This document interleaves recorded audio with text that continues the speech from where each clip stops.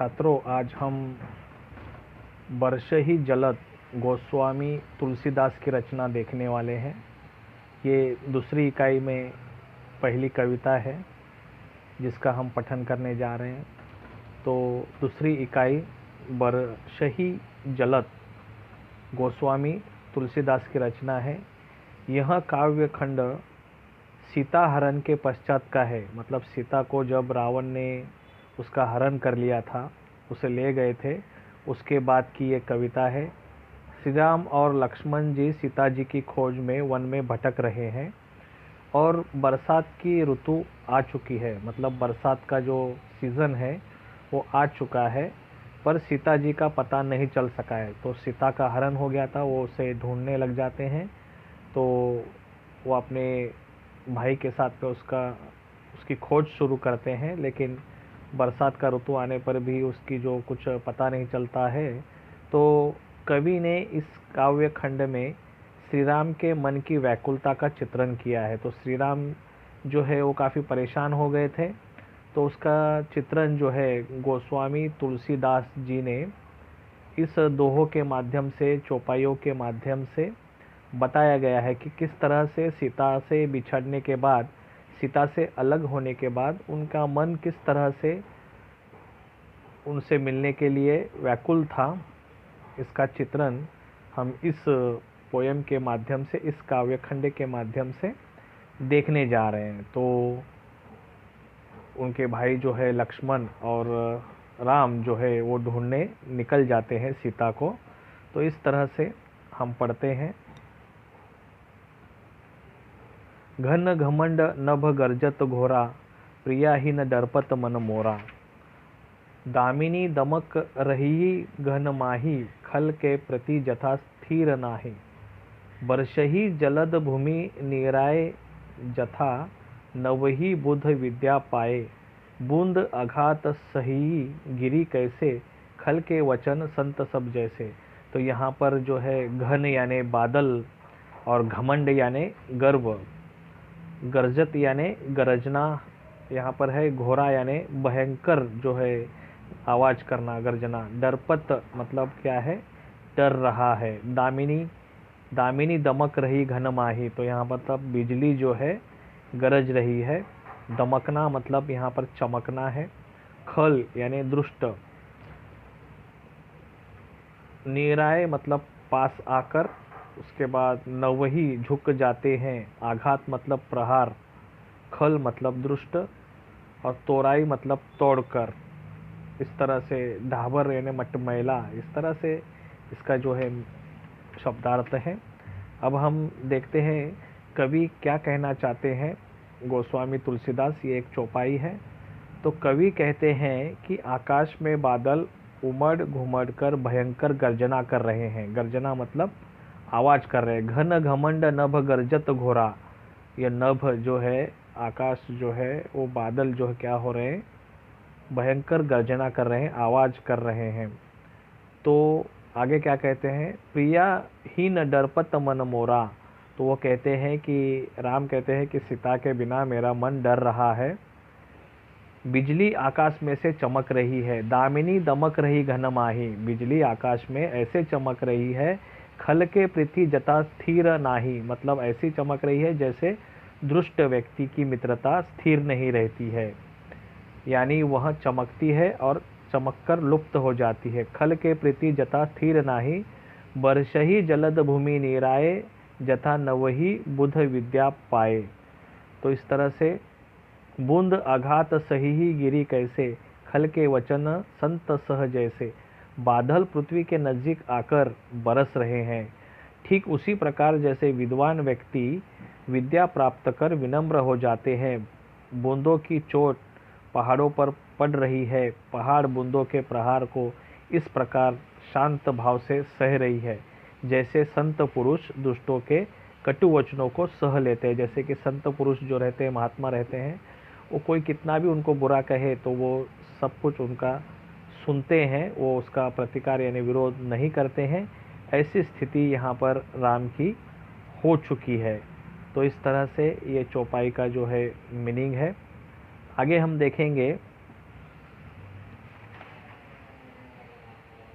शुद्र नदी भरी चली तोराई, जस थोरहु धन खल इतराई। भूमि परत भा ढाबर पानी, जनु जीवही माया लपटानी। समिति समिति जल भरहि तलावा, जिमि सद्गुण सज्जन पहि आवा।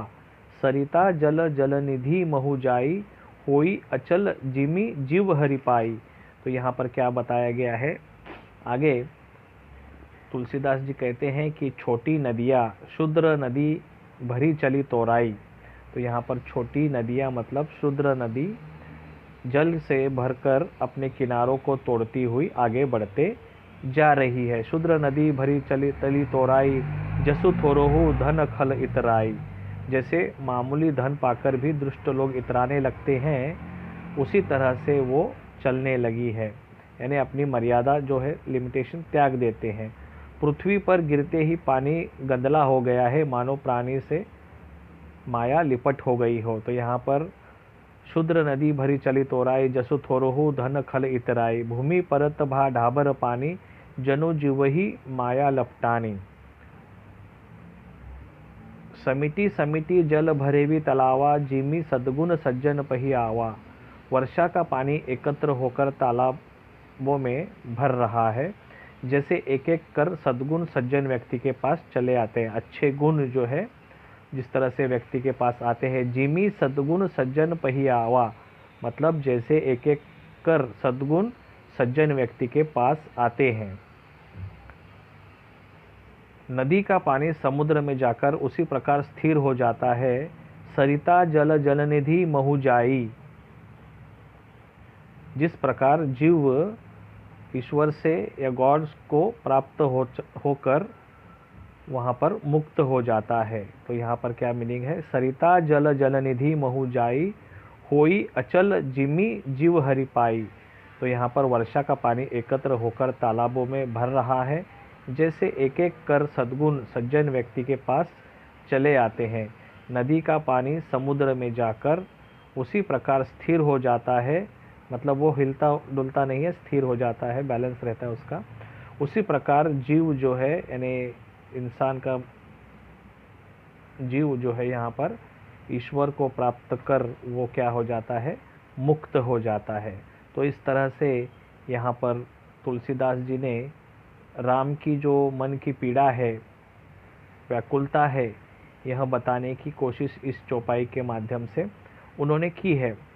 तो किस तरह से उन्होंने कहा कि जो बादल जो बरस रहे हैं वो बड़ी गर्जना आवाज़ कर रहे हैं, तो उससे क्या उनका मन घबरा रहा है, उनका मन जो है स्थिर हो चुका है, यहाँ पर अस्थिर हो चुका है। उसके बाद में उन्होंने बताया है कि वर्षा का पानी जो है तालाब में आकर भर गया है, जैसे सज्जन व्यक्ति के पास जो गुणों से वो भर जाते हैं और वह स्थिर होकर क्या हो जाता है कि उनका जीव जो है ईश्वर के प्रति, गॉड के प्रति अचल हो जाता है, मतलब आ जाता है या मुक्ति उनको मिल जाती है। तो इस तरह से आकाश में बादल घमड़ उबड़ कर गरजना, उसके बाद में बिजली का चमकना और पानी का बरसना, तालाब वगैरह भर जाना, तो उसी तरह से कहा है उन्होंने कि किस तरह से ये मेरी हालत जो है हो चुकी है। तो आगे एक दोहा बताया है, हरित भूमि तृण संकुल, समूझी पर ही नहीं पंथ। जिमि पाखंड विवादते, लुप्त होई सदग्रंथ। यहाँ पर क्या बताया है, एक दोहा दिया गया है। पृथ्वी जो है घास से परिपूर्ण होकर हरी भरी हो गई है। हरित भूमि तृण संकुल, तो यहाँ पर हरित यानी हरा, हरी भरी, भूमि यानी ज़मीन, और तृण यानी पत्ते घास, संकुल मतलब पूरा। पृथ्वी घास से परिपूर्ण होकर हरी भरी हो गई है। जिमि पाखंड विवादते, लुप्त होई सदग्रंथ।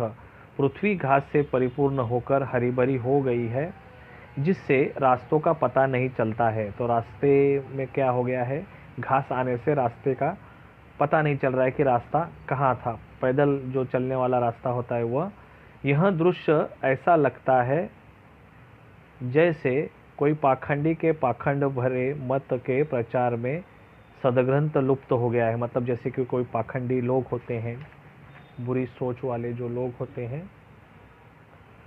तो जिन उनके पास विचारों का जो है, बुरे विचारों का प्रभाव जैसे कि अच्छे विचारों को नष्ट कर देता है, उसी तरह से यहाँ पर रास्ता जो है गुम हो गया है, ऐसा उनका कहना है। हरित भूमि तृण संकुल समुझी पर ही नहीं पंथ, पंथ यानी रास्ता, जिमी पाखंड विवादते लुप्त हो ही सदग्रंथ।